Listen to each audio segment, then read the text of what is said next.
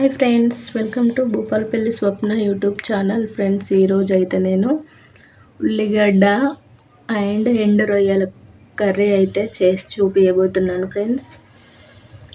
Okay, ముందైతే oil అయితే పోసుకుంటున్నా friends.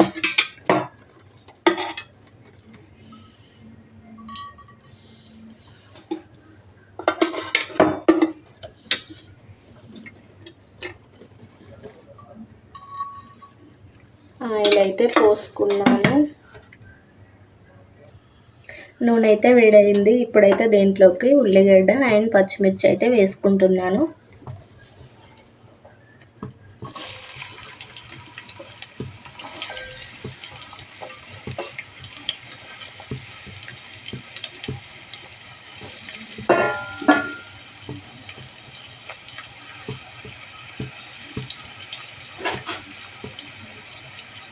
ఇదైతే కలుపుకుంటున్నా.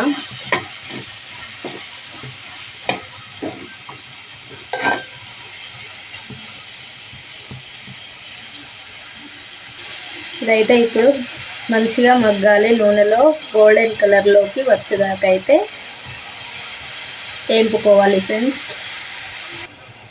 ఉల్లిగడ్డ అయితే బాగా గోల్డెన్ కలర్లోకి అయితే వచ్చింది ఫ్రెండ్స్. ఇప్పుడైతే దీంట్లోకి అల్లము, పసుపు, ఉప్పు, కారం అయితే వేసుకుంటున్నా.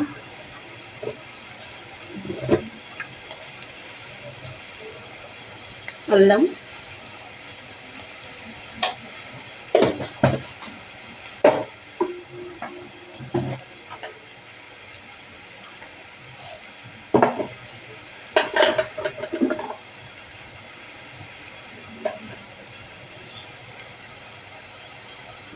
పసుపు,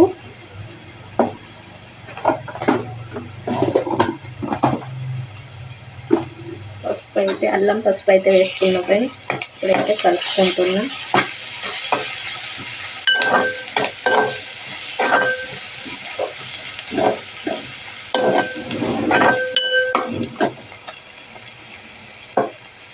దీంట్లోకి అయితే ఒక చిన్న టమాటా అయితే కోసుకున్నా ఫ్రెండ్స్. ఎందుకంటే రేట్ అయితే బాగా ఉన్నాయి కదా టమాటాలు, అందుకోసం అయితే ఒక టమాటా అయితే కోసుకున్నా ఫ్రెండ్స్. ఇదిగో టమాటా.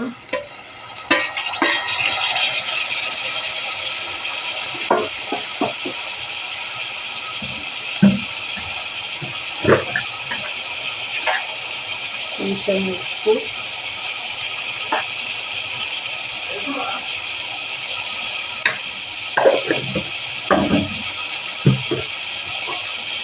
కొంచెం కారం,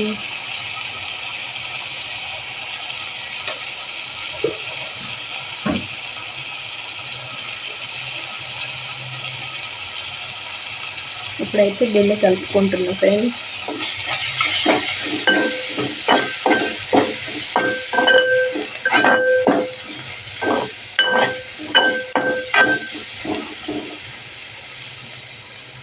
ఇప్పుడు ఒక్క నిమిషం అయితే మూత అయితే పెట్టేసుకుంటున్నా.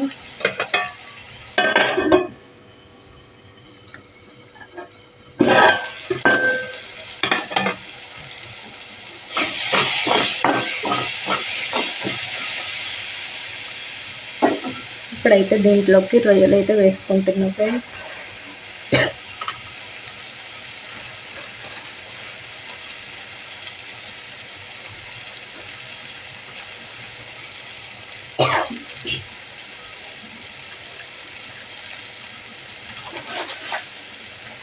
ఇప్పుడైతే దీన్ని అయితే బాగా కలుపుకుంటున్నాం.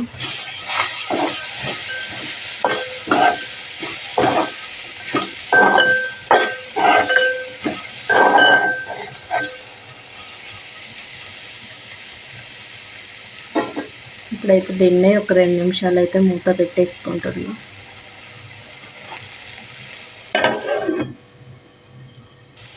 ఇప్పుడు దీంట్లోకి అయితే కొన్ని వాటర్ అయితే పోసుకుంటున్నాం ఫ్రెండ్స్.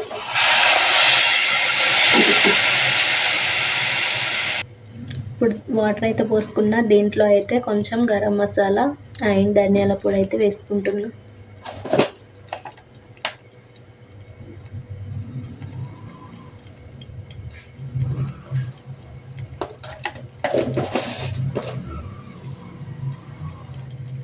అలాగే కొంచెం కొత్తిమీర అయితే వేసుకుంటున్నా ఫ్రెండ్స్.